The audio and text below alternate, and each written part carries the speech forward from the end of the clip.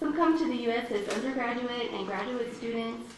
Some may have felt obliged to study in the U.S. because they were not permitted to wear scarves in Turkish universities. Some come with their husbands or brothers and sometimes on their own and learn English before going on to study at the university level. Some learn a great deal of English and make contacts with their American neighbors and organize interfaith events that draw very large groups of Americans. And some may have had very little knowledge about Hizmet outside the context of the study circles they had previously attended while in Turkey, and then learn more about the greater Hizmet community outside of Turkey after marriage from their husbands. The same can also be true of men who learn about the Hizmet community and its values through their wives. Some women learn English well, and still some others remain a little bit more passive in this endeavor. Among the women who spend less time with Americans, maybe learn very little English and spend little time outside their circle of Turkish friends, are those that have this very important role of preserving what I call an essential core of Turkish culture for the rest of the extended women's community. This is very important, as you can imagine. Turkish women usually come here very young, have children here, and relying on these other women that stay very close to Turkish culture is very important in the absence of big sisters and aunts and mothers and so forth. I'd like to take a little time to speak specifically about the study circle or the ders. In general, the study circle focuses on some piece of writing of either Fethullah Gülen or Said Nursi. The point of the study circle is to be constantly engaged in ongoing self-improvement. Each study circle is like a step on a journey towards a sense of self-awareness, a sense of one's place in the world, and on making oneself aware of one's faults so as to live more harmoniously with others. These study circles can take on any number of different formats. In a group interview that I did in Austin, women mentioned to me that the formats are very specifically designed according to who is in attendance. Sometimes the formats differ greatly when it's an all-Turkish crowd versus a mixed crowd. The idea is that, like Turkish Islam, the study circle should not be rigid, but remain an open circle, open to adaptation so as to accommodate people with different interests and different levels of religious knowledge. Okay, the format and the content of these circles vary widely and are adapted to meet the needs of those in attendance.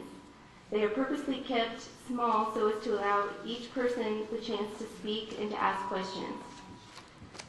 There are individual women within the larger women's community who are responsible for determining the needs of various groups of women, and a kind of informal spiritual curriculum is established and is adapted on an ongoing basis.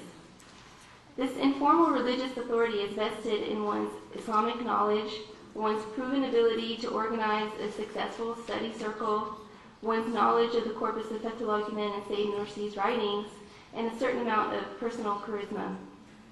Study circles may consist of watching, for example, Fethullah Gülen's recorded talks and then follow up with a discussion. A very different approach might be, for example, one that I attended at one time that was a mixed group in Austin, Texas, made up of Americans of different faith backgrounds and Turks with very different spiritual interests. And there the format changed all the time, sometimes focusing on specific works of Fethullah Gülen and Said Nursi, and at other times everyone in the group would, let's say, contribute to findings and sources on a particular prophet, and everyone would sort of get together and compare what they found. And that was very interesting because there was a discussion of that prophet or that figure, that religious figure, and also a kind of subtle critique of various religious perspectives found online. I mean, a lot of times people would show up with having printed out something just online and then comment on what the perspective that author was offering. Okay, many women that I've spoken with often claim that their faith has become more profound in America. During interfaith meetings, women are asked to verbalize many of the things that they could simply take for granted among other Turks, and this leads them to give more thought to the details of their faith. One woman explained that her efforts were twofold. She learned to explain Islam to Americans in a way they could understand, and in doing so, she looked at Islam through an English-speaking lens.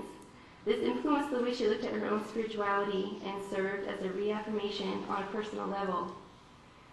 Within women's study circles in America, Gülen's notion of a Turkish Islam is understood as an Islam open to all. Because of its inherent reliance on the notion of tolerance within Islamic tradition as the single most defining characteristic, Gülen's Turkish Islam opens a space to non-Turks and resonates with American concepts of cosmopolitanism and multiculturalism. The study circle in the American context presents new experiences for all present and is markedly more heterogeneous in its adherence when compared to similar study circles in Turkey. These circles are spheres of empowerment for Turkish women who may have struggled with their own religious identities in secular Turkish university settings, as well as serving as an alternative to conventional mosque halakas for American Muslim women. The synergy that occurs between Turkish and non-Turkish study circle members is characteristic of Gülen women's unique approach to hizmet, or service to greater humanity. The contributions Turkish women in America make to the larger Gülen movement are great indeed. They attend church services and festivities, they entertain guests, they organize henna parties and cultural events such as baklava contests and Turkish craft fairs. If the Gülen movement has begun to put down roots in American soil, it is in great part thanks to the enormous efforts put forth by many Turkish women and their soulful and sincere dedication to living hizmet. Thank you very much.